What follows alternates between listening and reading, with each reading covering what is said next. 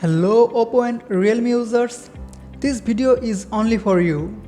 You all know there is a theme store in every Oppo and Realme phone.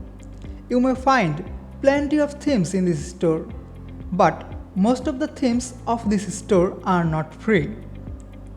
You can use these themes to your phone only for 5 minutes as a trial, or you can purchase if you want this permanently.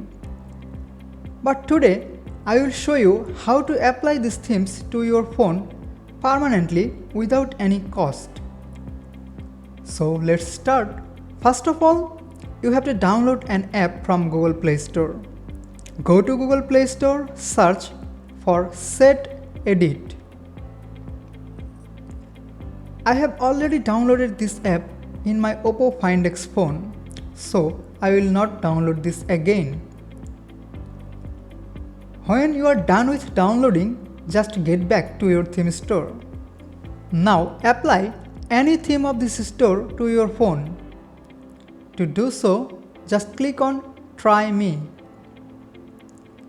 Downloading will begin automatically. After downloading, it will be added to your phone for 5 minutes as a trial run.